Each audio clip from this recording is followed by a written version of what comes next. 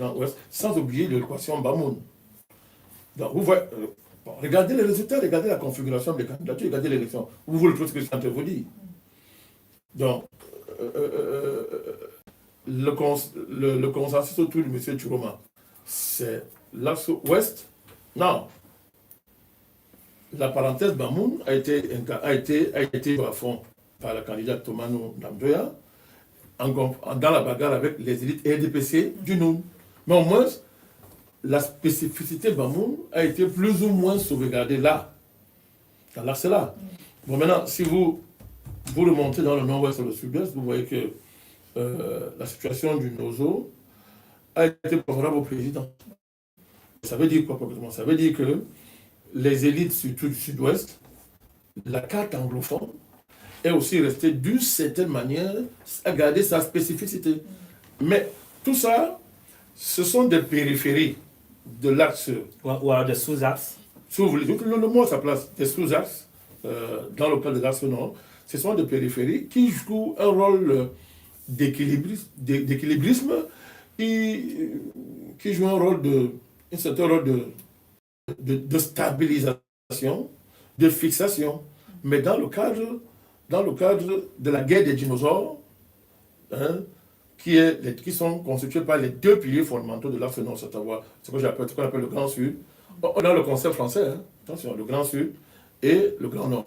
Donc de ce point de vue, la quasi-défaite du président dans les régions du Nord est la preuve que la bataille s'est jouée à fond. Et du fait que le président a dit, je me lance, on va s'affronter. Et il a gagné. Donc, première leçon, c'est que oui, le chantage, là, c'est terminé. C'est la mort de l'axe Nord-Sud. Mais je l'ai dit avant. C'est la mort de l'axe Nord-Sud. Et s'il y a une leçon à retenir, c'est ça. C'est-à-dire que je ne sais pas, le moment important de cette élection, la leçon principale à tirer, c'est la mort de l'axe Nord-Sud. Cette mort-là. Et l'axe Nord-Sud ne peut pas mourir sans entraîner avec elle son créateur, la France. C'est ça l'enjeu de cette élection. C'est pour ça que vous voyez, c'est-à-dire que les retentissements sont terribles et que voilà pourquoi j'ai parlé de guerre. Voilà pourquoi j'ai dit le Cameroun est en guerre. Je savais de quoi est-ce que je parlais. Le Cameroun est en guerre parce que la bataille va être darwinienne. Et la France s'est préparée longtemps. Et c'est normal. Bon, sauf pour les traits de la géopolitique, on ne perdrait pas le temps d'expliquer. Mais la France s'est préparée depuis trop longtemps. Et elle est au cœur. Elle est au cœur. Mais il n'y a pas que ça. Le président n'a pas seulement perdu dans le Grand Nord. Il a perdu à l'Ouest. Il a perdu à l'Ouest. Ah, ouais. Ça aussi, c'est une bombe. C'est une bombe. Le président a gagné sans les élites de l'Ouest. Il faut rappeler qu'en 2018, il avait gagné aussi. Je dis qu'il a gagné sans les élites de l'Ouest. Dans le cadre de cette déconstruction de l'axe Nord-Sud, du grand acte historique Nord-Sud, ce n'est pas une petite chose. Ce n'est pas une petite chose. Il n'a pas seulement perdu là-bas, il a perdu dans le littoral, M. Dingler. Aussi sans les élites du littoral. Oui, sans les élites du littoral. Selon certaines rumeurs, il y a eu beaucoup de conflits internes. Ce n'est pas une rumeur, c'est un fait. C'est un fait. Le président n'a pas perdu dans le littoral parce qu'il ne peut pas gagner, non. Le président a perdu dans le littoral à cause des querelles entre parlons comme ça, ses enfants dans le littoral. Dans la liquidation du lac parce que le littoral belge était le fief d'un des plus grands barons historiques de notre pays. Et qui lui aussi s'est constitué comme un acteur majeur, parce que c'est sûr au Cameroun, je parle du ministre Laurent Esso, il s'est constitué comme ça, mais il ne pouvait pas le faire sans lui aussi, dans le cadre de cet axe-là, avoir ses sous-axes. Donc pendant longtemps, le président gagnait dans le littoral parce qu'il y avait un accord tacite entre une certaine Bouchardie Sawa et celle de l'Ouest. Qu'est-ce qui s'est passé pour que le président perde? Ben, il a perdu. Comme on dit dans des il a perdu. Il a perdu. Donc vous voyez très bien que quand on maintenant regarde le fichier de vos résultats, là, qu'est-ce qu'on voit? Au-delà de l'axe nord-sud, c'est l'endocolonne qui est en train de s'écrouler. Et c'est pour ça qu'il y a la liquidation de l'ancienne classe politique. C'est fini. C'est fini, Monsieur le Président. Maintenant, on va voir la capacité du président à tirer les leçons. Nous espérons, Monsieur le Président. Voilà pourquoi j'ai parlé de message fort. Deuxièmement, de caducité d'un modèle historique. Est-ce que l'administration camerounaise est en capacité de s'adapter à la nouvelle exigence? Le modèle est fini. L'équilibre basé sur le franc CFA, la bonne santé des relations avec la France et l'Occident, pour pouvoir développer le Cameroun, c'est terminé. Puisque dans cet équilibre-là, le rôle de l'État, ce n'est pas de développer, mais c'est d'administrer. Il faut développer l'économie du Cameroun. Il faut le développer. De manière à ce que tous les Camerounais puissent trouver quoi faire. Or, cet arrangement-là, néocolonial, interdit ça. En vous entendant, Monsieur le Président, c'est comme si la liquidation de différents axes répond à une ligne de souveraineté de la nation, Monsieur le Président. Bien sûr. C'est ça. C'est historique. Bon, on peut considérer que le président, en prenant sur lui d'affronter cette rupture-là, a choisi son camp. C'est ça l'enjeu. Et c'est pour ça que, vous savez, bon, la politique a ce lot-là, hein, la politique est une partie très ingrate, à savoir qu'on peut être incompris, on peut être incompris en politique, justement parce qu'on a la capacité d'anticiper sur les événements. On peut être incompris. Pourquoi nous n'avons soutenu le président depuis 2011, 2018, pourquoi? Parce qu'on avait vu tout ça. Et je voudrais vous dire, je suis un homme très heureux, je vais vous dire pourquoi. Partagez-nous votre joie, Monsieur le Président Banatari. Vous savez, l'antidéisme primaire avait décidé d'enterrer le NMP. Face à notre action historique dans le cadre du panafricanisme, qui a déshabillé l'essentiel des acteurs politiques camerounais et africains, il a été question de nous enterrer dans le cadre de la lutte pour le pouvoir, en diabolisant à l'extrême notre soutien au président. C'est-à-dire qu'on a élevé l'antidéisme primaire, a été élevé au niveau du sardinisme, avec les mangeurs de sardines. Ça a été criminalisé. C'est-à-dire que si tu manges la sardine, tu es le déchet de l'histoire. C'est-à-dire que tu dois mourir. C'était le pire des crimes. Et nous, on a assumé ça seul. On a assumé ça. Dans l'ingratitude, d'abord, il y a une surprise, le pouvoir, c'était ingrat, les endocolons. Bref, dans l'ingratitude totale, on a assumé ça. Mais qu'est-ce qui se passe aujourd'hui? Nous avons été rejoints, c'est-à-dire que c'est grave. C'est-à-dire que des gens sont venus entrer dans cet axe-là tout en nous liquidant. Nous sommes les précurseurs de la lutte contre l'antidéisme primaire au Cameroun. C'est nous. Nous avons lutté contre ça en démontrant que ça va détruire notre pays. On a été longtemps isolés. Aujourd'hui, qu'est-ce que vous voyez? Combien d'acteurs politiques aujourd'hui découvrent l'importance de soutenir le candidat Biya? Vous pouvez les compter? Ils sont nombreux, monsieur. Vous pouvez les compter? On se rappelle de... Bon, il y a plus. Très bien. Non, c'était pas mon ami. Ils sont très nombreux maintenant qui ont découvert la nécessité de soutenir le président. Il n'est pas dans cette élection. Il n'est pas le seul. Monsieur Blaise Blouit, il n'est pas le seul. On peut citer. Alors, on peut aller plus loin. Alors, ce qui est le plus retentissant et qui démontre que cette élection, vraiment, on a beaucoup avancé sur le plan politique dans cette élection. C'est vraiment la fin d'un cycle, c'est que toute la mouvance qui s'est longtemps présentée comme étant l'incarnation de l'opposition, la mouvance basse MRC, toute cette mouvance, quelle a été sa ligne opérationnelle? C'est la diabolisation du sardinisme, d'où l'émergence de la brigade anti-sardina et la mission historique que la France l'a confiée. Ça veut dire que toute la stratégie française a été basée de manière fondamentale sur l'élévation du sardinisme comme étant le crime politique à ne jamais pas pardonner. Alors, qu'est-ce qu'on a observé? Première contradiction qui a travaillé cette mouvance pendant très longtemps et qui l'a détruit de l'intérieur, c'est que son leader était un sardinat. Vous pouvez rappeler, s'il vous plaît, le nom de ce... Monsieur Canto, c'est une expression faite. Puisque le sardinat signifiait avoir collaboré de certaine manière avec le pouvoir. Est-ce que par ricochet, on peut également dire que M. Tchatchirom a été aussi un ancien... Donc, pour être pressé, allons front pédagogique. Allons pas vite, faisons de la pédagogie. Allez-y, Monsieur le Président. Donc, vous voyez que... Alors, le plus grave, c'est que M. Maurice Kamto a vraiment l'avantage d'avoir démissionné avant un certain temps, et a travaillé, a quand même creusé un sillon au sein de l'opposition. Donc on pouvait comprendre que la contradiction fondamentale de la démarche des anti-sardinistes ait pu d'une manière ou d'une autre être, de leur point de vue, tempéré par le fait que M. Comte avait démissionné avant et s'était engagé à fond, entre guillemets, dans ce qu'il appelait opposition, mais qui était en réalité opposition au panafricanisme. On sait ça aujourd'hui, pour le compte de la France. Mais au moins, il avait ce parcours-là. Mais pour le ministre Chiroma, c'est plus grave. C'est 3 mois avant l'élection, 2 mois avant l'élection. Il a démissionné. Et il nous a montré que l'opposition était la salle d'attente des ministres démissionnaires. Et qu'est-ce qui s'est passé donc? La galaxie anti-sardiniste par excellence, qu'est-ce qu'elle fait? Elle a élevé au niveau d'un héros qui devrait incarner le changement au Cameroun, un sardiniste, puisque le ministre Chiroma venait de démissionner du pouvoir. Donc, cette évolution politique, quand je vois ça, je ris, je dis c'est extraordinaire. Et je dis Dieu vivant. Peut-être un jour, après un certain temps, on fera une émission spécialement sur la géospiritualité de cette élection. Parce que vous savez, n'oubliez pas ça. Nous sommes les seuls à avoir demandé une nation exceptionnelle du vrai Dieu en faveur du Cameroun. Aujourd'hui, tous ceux qui n'avaient pas compris ça, je ne l'explique plus aujourd'hui, vraiment président, comment tu as fait pour voir, comment tu avais vu ça? Je ris.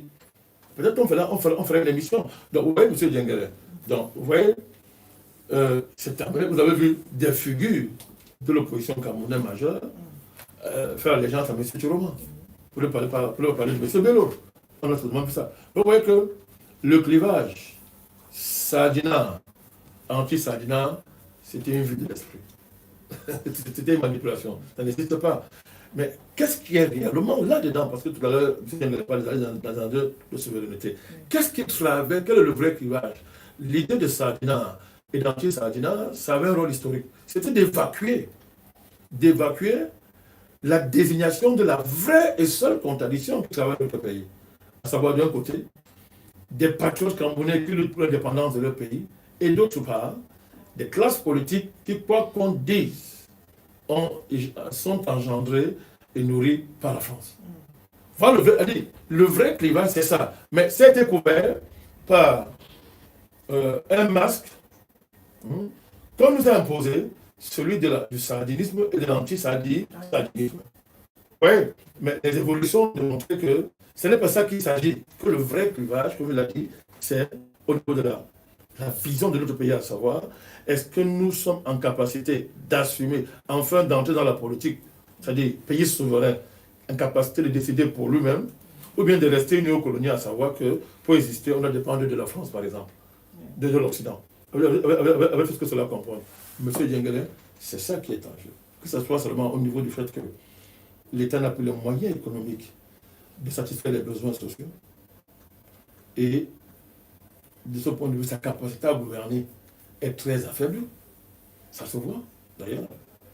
Et le fait donc, à partir du moment où il n'y a plus adéquation entre l'argent que l'économie rentre et les besoins de ces privilégiés, choc. Or, le choc ne l'exprime pas. Pour le résoudre, il faut le souverain. Donc, ouais, donc, la souveraineté s'est imposée. Elle s'impose, pas seulement parce que les gens deviennent des pécistes, non. Parce que même pour la suivi de ces classes-là, excusez-moi, vous en prie, la suivi de ces classes-là les oblige à sortir du carcan colonial. Sinon, la bourrasque populaire va. On peut différer, mais c'est la table là. Je fais une analyse objective. Hein. Il n'est pas question de justifier tout ce qu'on voit là, non, pas du tout. Mais enfin, la bourrasque va emporter. C'est-à-dire, pour en sortir, il faut, n'est-ce pas, envisager la sortie du modèle néocolonial que nous avons hérité à la faveur des indépendances. Or, M. Djengele, quand vous regardez ces candidats en présence, c'est très facile de savoir, là, pas compliqué, de tous les candidats qui est dans ça, qui a amorcé ça. Là, c'est compliqué. Encore que certains appellent la communauté internationale à intervenir. Une fois de plus, ça, pour ceux qui le font voir, ça montre qu'il roule pour la continuité néocoloniale. Voilà. Monsieur le Président voulait sortir dans cette question des axes, et pour cela, on voudrait rappeler que manifestement le mythe du nordisme a été liquidé. Vous avez dit tout à l'heure que l'axe nord-sud a été liquidé. Et nous avons vu également dans cet axe-là le littoral, l'ouest, tout l'Ando-Colonna qui a été liquidé. Mais, Monsieur le Président... Vous savez, je vais vous dire un peu. La branche de l'axe nord-sud qui est restée le sud, qui a conservé le pouvoir, du moins, la branche de l'axe nord-sud qui est au pouvoir, l'État, incarné par le président, n'a pas le choix. C'est-à-dire, si elle veut embrasser le Cameroun dans sa nouveauté, elle doit composer avec une nouvelle classe sociale, elle doit composer avec une nouvelle dynamique. D'ailleurs, c'est ça notre question. Quelle est donc, selon vous, vous voyez très bien ce qui s'est joué. Nous voulons entrer en profondeur, vous allez nous aider. Vous allez nous aider également. Moi, il faut aller au fond de la chose. La tectonique des axes qui ont été travaillés au Cameroun. Exactement. Voilà. D'ailleurs, c'est ça dont vous parlez tout à l'heure. Quels seront donc, selon vous, les nouveaux rapports? Ça peut expliquer le repositionnement d'un gars comme d'un leader politique comme Kabila Libi, pour ne pas citer les autres. Ouais. En fait, vous êtes en train déjà d'entrer dans le fond de notre question. En fait, quels seront donc, selon vous, les nouveaux rapports de force qui vont structurer le fonctionnement et l'avenir du régime au pouvoir? C'est ce que je viens d'expliquer. À partir du moment où le président a assumé le brisement de l'axe nord-sud, oui, sa liquidation historique, ben, il peut gouverner comme il a gouverné jusqu'ici. Ça fait longtemps que le NPN n'a pas cessé de réclamer un changement de cap gouvernemental. Vous vous souvenez? Si. Changement de cap. Je n'ai jamais dit le remaniement c'est zéro, ça ne sert à rien dans la néocolonie. Je l'ai dit, il faut un changement de cap. Les conditions d'un changement de cap gouvernemental sont maintenant réunies. La satisfaction des besoins populaires. Qu'enfin, on s'occupe des populations dans ce pays. Je ne dis pas qu'on l'a même fait avant. On l'a fait. Quand néocolonial. Ça ne peut pas, ce n'est pas en mesure de répondre au niveau de la demande en termes de besoins de base, des besoins populaires. Maintenant, comme l'incapacité à répondre aux besoins populaires rend le pays ingouvernable et crée même de la guerre au sein de l'élite, résoudre ça, ça passe par un changement de cap gouvernemental. Donc, vous nous dites, votre question, c'est quoi les priorités? Oui, quels sont selon les nouveaux rapports? Non, les rapports de force sont clairs. J'ai dit, le président a gagné. Toute la guerre qu'on impose là, toute la guerre qui est là, je vous ai dit, c'est dans la tradition de la France et de la Fédération internationale. Ça s'appelle la surenchère. On fait chanter le président qui est en place en animant des acteurs sociaux, qui pour la plupart ne savent même pas ce qui se passe. Ce sont les ONG. On ne pas les ONG. Votre prétendue société civile. Elle prend ses financements où? Qui la finance? Les guichets occidentaux. Qui finance donne les mots d'ordre. On sait pourquoi les Européens financent les ONG. Ils l'ont dit dans leur stratégie. Tout ça, les États, les multinationales occidentales financent les ONG, financent des partis politiques. Il y a un cabinet d'avocats qui simplement s'est constitué pour faire semblant d'assister le candidat Chiroma à l'examiner. Cet avocat. Cet cabinet d'avocats, c'est un cabinet d'affaires. Bon, qu'est-ce qu'un cabinet d'affaires? On précise que cet avocat, matière première, cet avocat du Comore, il n'est pas camerounais. Qu'il soit camerounais, la nationalité importe peu. C'est-à-dire que c'est comme les gens, c'est comme M. Kantou qui était avocat dans le cabinet de l'Ilias. On sait ce qu'on fait dans ces cabinets. Les cabinets travaillent pour le compte des multinationales, des prédateurs internationaux, des gens qui cherchent à capter les matières premières. On parle de cabinets d'affaires. C'est-à-dire quoi? On monte ce sont les ingénieurs sociaux. Nous allons revenir sur le rôle de la France. Donc on monte les gens. Comme le Cameroun, par exemple, pour chuter la question, monsieur le Président. C'est important ce que ça te dit. Le Cameroun est un exemple parfait à l'heure. C'est-à-dire que tu as gagné une élection, mais on dit que comme tu vas être tranquille, tu vas négocier avec nous. Ça va dépendre de la capacité de l'État camerounais à assumer les choix qu'il a fait, ne pas céder. Ça, tu étais comme ça. On lève les enchères dans le pays. C'est ça, tout ce que cette mouvance maintenant, qui finance tout ça, on connaît. Puisque l'élection présidentielle était quoi? C'était de transférer l'infrastructure de la mouvance basse MSC chez le président Chiroma. Donc on connaît. Et ce n'est pas gratuit. On est là dans la technologie de la prédation. Bon, si le niveau de gens, un État qui n'est pas à ce niveau ne peut pas tenir, Puisque tu vas tourner en rond, le but est de t'obliger de tourner en rond. Tu veux sortir, bon, tu veux rester au pouvoir, mais si tu veux bouger, tu vas, donne-nous, lâche le laisse. Tu lâches le laisse. Et les hommes politiques servent à ça. Les hommes politiques, la société civile, tout ça, ça sert à ça. Toute cette ingénierie que vous voyez, tout ça, tout à l'heure, on y reviendra. Lancer l'alerte là, parce qu'il faut en parler. Ça fait partie de la grande ingénierie. C'est l'ingénierie sociale, c'est-à-dire que la technologie de prédation à travers laquelle les multinationales, les puissances coloniales tiennent nos pays. Monsieur le Président, nous voulons liquider une partie de cette élection parce que tout à l'heure, nous allons se focaliser sur un concept que vous aimez très bien. Depuis 2018, pour prendre l'histoire proche de la vie politique du Cameroun, il y a cette culture de contestation des élections. En 2018, un candidat s'était autoproclamé vainqueur. Et en 2025, nous avons observé aussi un autre candidat, en l'occurrence qui s'est achevé, que cette différente autoproclamation de ces différents candidats a pour but d'une forme de délégitimation du résultat proclamé par l'institution compétente sur le président. C'est élémentaire. C'est la technologie, l'ingénierie sociale de la prédation internationale. C'est tout. C'est nous qui devons décider si un régime est légitime. C'est nous qui devons dire que tel président a été bien élu. Et pour le dire, il y a un coup, on négocie. On négocie. Mais c'est de ça qu'il s'agit. Puisque la machine a proclamé les résultats en dehors du Conseil constitutionnel, ça sort d'où? Regardez son infrastructure. Regardez, les lanceurs d'alerte sont où? Ils sont tous en Europe. Pourquoi le président a perdu dans toute la diaspora? Il a été battu partout. Nous allons revenir sur les lanceurs d'alerte. Voilà. C'est un chapitre de notre deuxième partie. Bon, ça vous dit que l'autoproclamation vise juste... Si un dirigeant est légitime, il est fort. C'est-à-dire que si les populations sont conscientes des enjeux, quelqu'un dit légitime, la légitimité en néocolonie n'a rien à voir avec les élections. J'ai expliqué ça. Il n'y a pas de démocratie en néocolonie. J'ai expliqué ça. Bon, quand vous voulez jouer ce jeu, parce que l'Occident l'impose, de par sa l'imposer, parce qu'on est en train d'en sortir d'ailleurs, l'imposer par sa puissance, vous êtes dans leur jeu. Parce que quand vous, en démocratie néocoloniale, c'est l'Occident qui décide qui est le bon, qui est le meilleur, qui est légitime. Or, pour empêcher la vraie légitimité d'émerger, à savoir qu'il y ait une attente de la part du peuple et d'un leader, ben, on remplace cette nécessité par l'électoralisme néocolonial. Donc on parle de tout, sauf de l'essentiel. Alors, quoi de mieux pour affaiblir la légitimité que de vous diviser? Il y a deux candidats qui sont au bord de la guerre civile. On vous divise. Il n'est pas possible de faire une nation historique dans un tel schéma. Mais pourquoi? C'est élémentaire. Vous voyez l'état du Cameroun. Chaque fois qu'il y a élection, c'est la guerre civile. À défaut de la guerre civile, les divisions nationales s'aggravent. Même la Bible dit que, pour les chrétiens, la Bible dit qu'un Rome divisé ne peut pas résister face à l'ennemi. Mais ils savent ça, la prédation internationale, c'est ça. Elle organise ça. Toute cette ingénierie, M. Nengelé, a pour but d'organiser la division nationale.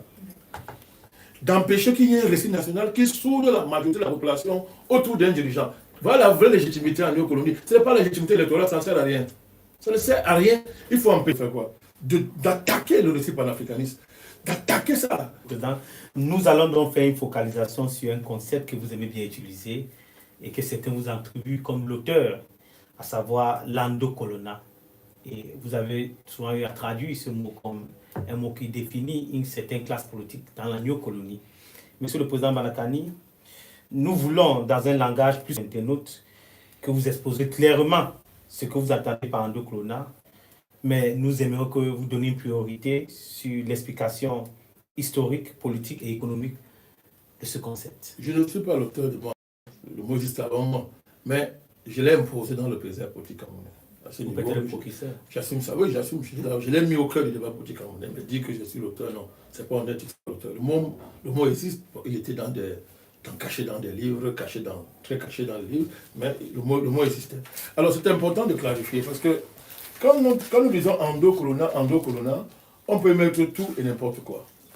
D'ailleurs, j'ai été interpellé par mon ami l'épistémologue et tout, s'il m'écoute, je le salue, notre ami l'épistémologue, qui m'avait interpellé sur président, il faut clarifier cette notion d'endocolona, parce que le concept endocolona est trop généralisateur et il masque les spécificités, et à partir de là, on peut on peut s'aimer de la confusion.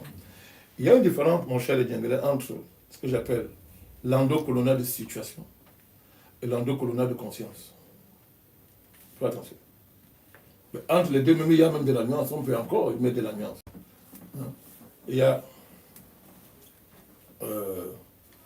on peut même parler d'endocolonial de conjoncture. Ou bien même, si vous voulez. Alors ça veut dire quoi? C'est-à-dire, lorsque les pays africains, un État comme l'État du Cameroun, qui va à l'indépendance dans les conditions néocoloniales que nous connaissons tous, c'est l'essentiel de sa classe dirigeante est une fabrication du colon et du système colonial. Fondamentalement, on parle de situation endocoloniale. C'est-à-dire qu'il y a un rapport de force qui fait que les gens n'ont même pas le choix. C'est-à-dire qu'il y a un État à construire, on a perdu la bataille de la guerre d'indépendance. Je dis on a perdu la bataille de la guerre d'indépendance puisque on a gagné la guerre des esprits, on a gagné du préhistorique, on n'a pas perdu. Bon alors, il faut construire un État dans le cadre d'un rapport de force provisoire. L'État se retrouve étant d'être en situation de fabricateur de catégories sociales et de classes sociales, si on met de côté les classes économiques dégagées par l'économie coloniale, néocoloniale. Il faut bien comprendre ça. Parce qu'il y a fondamentalement les classes dominées, les classes dégagées par l'économie néocoloniale. Mais en néocolonie, il y a aussi les classes ou sous-classes dégagées par l'appareil administratif de l'État. L'endocolonial, c'est la jonction entre la classe économique fondamentale dégagée par le système économique néocolonial de manière fondamentale et les classes administratives qui sont le produit direct de l'État naissant et de son évolution. Donc, il y a un endocolonial de situation, c'est-à-dire que c'est là la situation qui est constituée par l'ensemble du fonctionnariat, n'est-ce pas, et qu'on peut qualifier, entre guillemets, comme étant une classe, une bourgeoisie administrative, une sous-bourgeoisie administrative, même, parlons comme ça, une bourgeoisie administrative. C'est-à-dire qu'elle est au cœur de l'État. Elle n'est pas dégagée par l'économie directement, mais elle est dégagée par l'existence de l'État néocolonial qui doit fonctionner, qui doit faire fonctionner la néocolonie, la contrôler et la faire assurer son fonctionnement. Bref, y maintenir de l'ordre. Alors, il y a des évolutions à ce moment-là. L'État évolue. Il arrive même que pour le cas d'un pays comme le Cameroun, la France ne soit plus le principal fournisseur je veux dire quoi, ne soit plus l'endroit où, on dit ça, ne soit plus la matrice, n'est-ce pas, qui pourvoit en termes de fonctionnaires. Il arrive à un niveau où l'État néocolonial lui-même commence à produire sur place, dans le cadre de l'évolution de l'État, ses agents. C'est-à-dire que si une structure comme l'ENAM, une création du colon, une institution fondamentalement néocoloniale, mais en évoluant, le fonctionnariat, ou le cas sur le mandarinat, se renouvelle, parce qu'il y a une nouvelle génération qui arrive. Tous ne sortent pas du monde français, il faut faire attention. L'État a déjà une culture locale de formation de ses cadres administratifs. Les conseillers spéciaux qui étaient logés dans les ministères dans les années 60 sont partis.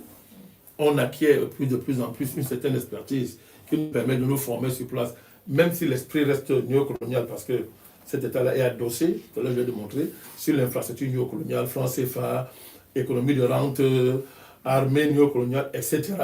Mais dans le fond, c'est-à-dire, si vous voulez, absence d'industrialisation, mais au niveau de la formation, l'évolution faisant, de nouvelles générations dans le fonctionnariat émergent, que ce soit sur un mode quasi-dynastie de remplacement de père par fils, ou bien par le fait simplement de l'arrivée de classes de fonctionnaires qui, pour diverses raisons, ont accès à ce qu'on appelle les privilèges de l'État. Faites attention. Donc, il y a cette dynamique-là, sociologique, qui est propre de l'opposition, qui est propre à l'endocolonial des situations. Mais il arrive un moment où l'endocolonial des situations doit muter pour entrer dans l'endocolonial de conscience. Ça veut dire qu'il arrive un moment où, pour plusieurs raisons, l'endocolonial est placé devant le choix historique de s'assumer, soit comme étant endocolonial maudit pour toujours, valet de la mère patrie coloniale, ou bien décider que non, moi, je veux prendre ma part des tâches historiques dans le cadre de l'émancipation de mon pays. C'est le tournant majeur de l'endocolonat quand on parle au Cameroun. Alors là, vous aurez, là, il faut différencier. Là, on ne parle plus d'endocolonat, c'est global. Là, il faut spécifier. Il y a les conflits de génération entre eux. Il y a des conflits d'appartenance à des groupes ésotériques, des conflits symboliques entre ceux-là. Il y a des conflits, on appelle ça les conflits liés à la géoethnie qui structure, n'est-ce pas, le jeu politique chez nous, etc. Il y a des conflits idéologiques. Ça fait que vous aurez des endocolonats, une espèce de fragmentation larvée de l'endocolonat, mais qui garde sa nature de classe dans l'ensemble. C'est-à-dire que quand on parle de classe ici, ça veut dire que ce sont des gens qui ont un ensemble de caractéristiques communes qui les caractérisent. Ils sont fonctionnaires. C'est quand les mêmes, ils sont de la même, comment on appelle ça, promotion. Il y a les amitiés de promotion, elles sont fortes. Il y a ça, il y a ce qu'on appelle le sérail. Des fonctionnaires qui vivent au crochet de l'État, de manière organique. Ça les différencie des autres groupes sociaux. Vous comprenez ça? Donc ça, c'est la nature de classe générale. Mais en leur sein, ils sont travaillés. On n'a pas oublié l'armée. L'armée. C'est les gens oublient que l'armée sont fonctionnaires. Les militaires sont des fonctionnaires. Mais, à cause de plusieurs facteurs. Le cas de l'armée du Cameroun, il y a un facteur important qui va la travailler, c'est l'évolution des menaces qui ont frappé le pays, des menaces auxquelles l'armée a été de faire face. Ça aboutit à une mutation de l'armée, malgré les dysfonctionnements structurels qui travaillent même cette armée elle-même aussi, parce qu'il y en a. Il y en a. Vous parlez des facteurs ésotériques, la culture ésotérique, les cultures symboliques qui travaillent ces différentes administrations-là. Donc on arrive à un niveau où l'endocolonat de conscience va dominer sur l'endocolonat de situation. C'est très avancé dans cette affaire. Donc, une des fractures qu'il y a au sein de notre administration, l'endocolonat camerounais, c'est ça, c'est la fracture entre ceux qui sont obligés d'une manière ou d'une autre d'assumer les tâches historiques de l'émancipation pour se vivre comme classe, et ceux qui estiment que non, pour se vivre comme classe, il faut simplement qu'on continue à s'allier avec l'extérieur. Vous avez là alors un grand boulevard qui vous permet de voir le tableau de notre endocolonat. Vous voyez les barons pro-français, avec leur clientèle pro-français, leurs allégeances, la manière dont ils fonctionnent, la manière dont ils sont organisés, au niveau, comment ils récupèrent l'organisation traditionnelle pour faire de ça une ressource pour leur reproduction. Ils vont domestiquer les chefferies de nos villages, etc. Les chefferies, ils vont les domestiquer. C'est vrai partout, ils sont chefs de village. Quand ils ne sont pas chefs, ils commandent les chefs, etc. Ils dominent tous les arcanes mystiques des traditions. Tout ça, ce sont les moyens qu'ils utilisent pour se reproduire, organiser leur domination dans les sociétés auxquelles elles appartiennent. C'est comme ça que les élites dominent partout. Vous allez chez les Savoie, il y a les grands chefs qui dominent là, ils commandent même les chefs. Vous allez dans les chefferies, ils sont puissants, etc. Mais on est là dans le cadre de la reproduction des endocolonats et en rapport avec leur niveau d'avancement dans la capacité à remplacer le président. Donc de ce point de vue, il y a les endocolonats qui pourront servir demain, qui sont avancés dans le cadre de la lutte d'émancipation. Et il y en a qui tuent le pays en arrière pour maintenir les liens avec l'ancien colon, pour conserver leurs privilèges. Là sont les clivages, mon cher Dienguele. J'ai essayé de faire une espèce de sociologie de notre endocolonat pour qu'il n'y ait pas de confusion. C'est pour ça que les panafricanistes peuvent se sentir très à l'aise avec les fractions de l'endocolonat qui sont les plus avancées dans les tâches d'émancipation. Et on peut donc comprendre pourquoi. Si c'est vrai donc pour ces fractions-là, c'est encore très vrai pour le président. Il était important pour clarifier dans le cadre de cette émission de bien expliquer ce concept d'endocolonat. Nous allons poursuivre donc avec la prochaine question. La deuxième partie de notre interview, on parlera de la situation politique actuelle au Cameroun. Alors pour cela, nous sommes partis sécuritaire, merci Monsieur le Président, sécuritaire au Cameroun. Pour cela, nous avons pris comme première critère d'analyse la situation qui s'est produite malgré les irrégularités et les multiples boycotts actifs des populations. Il a été réélu président. Les multiples boycotts actifs des populations, il a été réélu président. les médias mainstream ont eu un traitement complaisant à l'endroit du processus électoral en Côte d'Ivoire, ce qui n'a pas été d'ailleurs le cas au Cameroun. Monsieur le Président, nous voulons comprendre. Est-ce que nous sommes là en présence flagrante du Président, nous voulons comprendre. Est-ce que nous sommes là en présence flagrante d'une duplicité, du traitement différencié de deux situations vraisemblables? C'est pas compliqué. Mais c'est bien parce que, comme on est en train de comparer les deux pays, et c'est pas un hasard. Et vous dites d'ailleurs, même souvent, ils sont sur le jumeau du Cameroun. Oui, il y a une gémilité sur les deux pays. Où il y avait été vice-président du RDA. Pendant qu'au fait, on était le président, on connaît ce qui s'est passé. On peut y revenir. Donc, on connaît le rôle de la Côte d'Ivoire dans la renaissance du panafricanisme sur le continent. C'est à la faveur du conflit ivoirien que le panafricanisme est reparti. Donc, de tout point de vue, la Côte d'Ivoire joue un rôle historique. En tant que lieu, n'est-ce pas, matrice qui a fait bouillir le renouveau panafricaniste. Alors, la comparaison est intéressante parce qu'on n'est pas obligé, maintenant, d'interpréter la comparaison comme eux. Nous pouvons aller chercher, pendant qu'ils établissent des comparaisons, voir le vrai visage de cette comparaison, qui est masqué par la propagande et le jeu de la France visant à masquer la situation coloniale de la Côte d'Ivoire. Parce qu'en Côte d'Ivoire, on est rentré à la Côte d'Ivoire. C'est la colonie pratiquement. Et le cas camerounais, où malgré le fait qu'on ferme les yeux, on voit bien qu'un pays se bat pour s'émanciper. Ne serait-ce que par le rôle que nous avons joué le rôle que le pays joue dans ce qu'on appelle la renaissance du panafricanisme. C'est un fait. Alors, ça veut dire quoi? On va parler sur les droits de M. Ouattara en tant qu'agent principal de la colonisation de l'Afrique, droits qui lui sont donnés par ses parents. Il a le permis de tuer, il peut faire tout ce qu'il veut. C'est bien. On va le blanchir. Il peut dire qu'il va faire un mandat, il fait 10. C'est bien. On fait comme s'il a dit que c'est bon.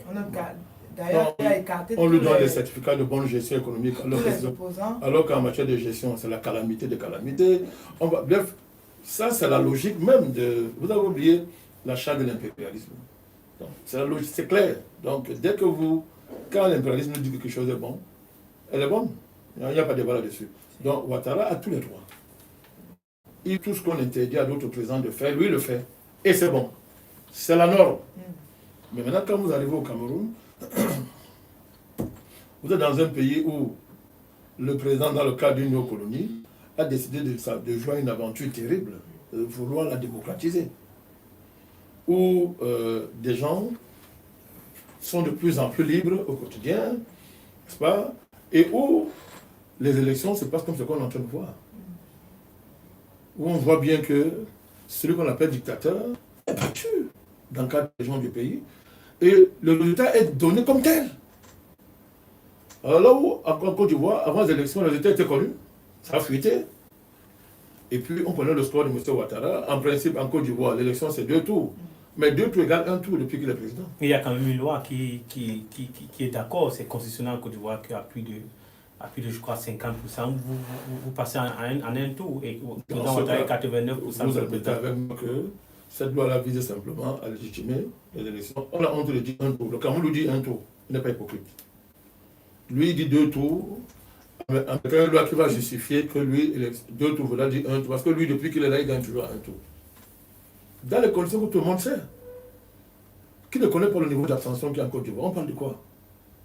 Qu'est-ce qu'on veut montrer aux gens? Il n'y a que la France pour faire croire qu'on peut bien gérer une néocolonie et faire de ça un modèle. La Côte d'Ivoire, c'est une colonie. On a recolonisé le pays dans le cadre d'un programme de recolonisation du continent africain. C'est connu, ça a été assumé à l'époque par les cercles français. Puisqu'à l'époque, on savait que dès qu'on a fini Ouattara en Côte d'Ivoire, c'est le Cameroun, et le président de l'époque s'appelait Marafa, Amidou Raya. Je le dis tous les jours. C'était arrêté. Donc c'était un plan de recolonisation du continent. Le Ouattara n'a qu'inauguré ça. À qui veut-on faire croire qu'une colonie, une néocolonie de ce type, en plein fin du XXe siècle, début XXIe siècle, que l'enjeu, il est bien géré, il y a des performances. Il n'y a aucune performance là-bas. La seule performance qu'il y a là-bas, c'est le niveau de pillage du pays par la France. Et tous ceux qui veulent faire les comparaisons honte à eux, c'est pas possible. C'est-à-dire que on veut faire croire que le jour n'est plus le jour c'est la nuit et la nuit c'est le jour. Chacun connaît la situation en Côte d'Ivoire. Les Ivoiriens le décrivent mieux que tout le monde. Les enquêtes secrètes qu'on met sous le tapis, quand elles ressortent, on connaît la réalité. On a arraché un pays à ses habitants. Les Ivoiriens sont étrangers chez eux. C'est quoi le Cameroun? Non, pour vous, monsieur le président Non, non, c'est pas pour moi, ce sont des faits. Mais puisque vous êtes en train de dire que non, ce sont des faits. Le 2 poids 2 mesures sur le traitement. La comparaison, l'enjeu c'est la France. Le but de la France, c'est de diaboliser, de saccager, de discréditer les récits panafricanistes, les récits qui visent à l'émancipation des peuples, peu importe le niveau qu'on atteint, peu importe. Parce que c'est très bien que si elle perd la bataille de ces récits-là, la Côte d'Ivoire sera intenable. C'est qu'au niveau du récit. L'enjeu, il est là. C'est pas autre chose. Donc cette comparaison, elle est fabriquée de toutes pièces. Mais la vraie comparaison, maintenant, je vais vous la donner. C'est le processus d'ivoirisation. Même technique. Au Cameroun, c'est la même chose. Comment la France a fait pour déstabiliser la Côte d'Ivoire? Comment elle a fait? Ça a été de créer une guerre civile. Matérialisée par une ligne d'interposition séparant le nord et le sud. En exploitant les appartenances religieuses, mais dans le cadre d'une géo-ethnique consistant à transporter des pays voisins, dans le cadre de l'économie néocoloniale, transporter des pays voisins, des populations qu'on a installées, et quand elles sont arrivées à un seuil démographique suffisant, d'après les critères de la France, 36% en montant, mais on a posé un problème du Nord. Vous oubliez ça? Non, monsieur le président. Monsieur votre Premier ministre, dans son premier interview, qu'est-ce qu'il a fait? Il a répondu clairement qu'il y a un problème du Nord en Côte d'Ivoire. Ça venait d'où? Quand on a créé un problème du Nord au Cameroun, non? Si, monsieur. Ben, on parle de quoi? Donc, vous revenez au Cameroun, c'est la même chose qui est en train de se passer. Quelques nuances près. Mais comme dans le cadre économique, on n'a pas pu réussir au Cameroun, dans le cadre d'économie des plantations, le transfert des populations étrangères, comme ça a été fait en Côte d'Ivoire, ben, la chose est très simple. On ne change pas de méthode. Comment faire pour arriver à une ligne d'interposition au Cameroun? C'est-à-dire comment faire, parce que la condition de l'évaluation, c'est qu'on sépare le pays en deux. Comment faire? Donc, ça, la France se gratte des cheveux matin, midi, soir pour arriver à ça.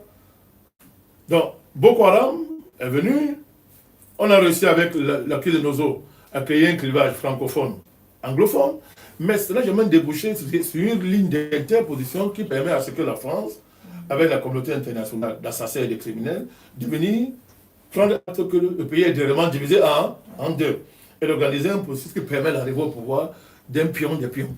Voilà. Au Cameroun, on le sait ça. Vous voyez comment on a créé devant vous un clivage nord-sud.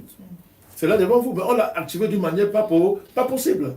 Avec un discours qui vous dit que non, depuis 1960, il y a une répartition démographico-électorale qui est établie. On dit que non, depuis 1960, le Nord c'est 40%, ça n'a jamais changé. Hein. C'est 40% d'électorat sans ça, tu ne vas pas gagner l'élection au Cameroun. Et à partir de là, les élites qui jouent à ce jeu dans ces régions du pays, vous ont dit que non, vraiment, remettez-nous le pouvoir, rien ne se fera sans nous. On sait que aujourd'hui, on voit comment ces élites-là, si on prend le cas de Guiba et Guitama, qui fait semblant d'évoluer, ben à quelle heure? À quelle heure? Mais on a chauffé ça, pendant que vous dites que non, à tout prix, voir d'où nous revenir. Donc actuellement, vous tentez de dire aux Camerounais que le Cameroun est en train de faire face d'une déstabilisation, une forme d'ivoirisation à partir du Nord. J'étais le premier à dire depuis que c'est la guerre. Dès le 12 octobre, j'ai dit que le Cameroun est en guerre. C'est le seul qui l'a dit depuis le 12 octobre. J'ai dit depuis. Je n'ai jamais analysé cette crise électorale comme les autres. J'ai dit que le Cameroun est en guerre. Et qu'est-ce qu'on voit aujourd'hui? Ce qu'on voit dans nos villes là, c'est quoi? C'est la guerre. Heureusement que les forces de maintien de l'ordre, elles aussi ont compris. Elles ont compris ce qui est en jeu. Ils ont bien compris. Et ils gèrent ça avec un professionnalisme extraordinaire. Une fois de plus, je voudrais les saluer de toutes mes forces. Et les remercier pour ce qu'ils sont en train de faire. Parce que tout était préparé. Qui est bain de sang. Justification d'un émoi international qui crée les conditions d'une mise en orbite du Cameroun dans le sens d'imposer même des lignes d'interposition imaginaires, à défaut de les rendre réelles, qui vont mettre le gouvernement camerounais et la nation à la table des accusés de la communauté internationale. Et du coup, internationaliser ce problème. Vous savez que quand on internationalise un problème, c'est terminé. Même alliés, désormais, les débats vont se faire dans le cadre de cette internationalisation. Vous sortez de là en étant dépouillé.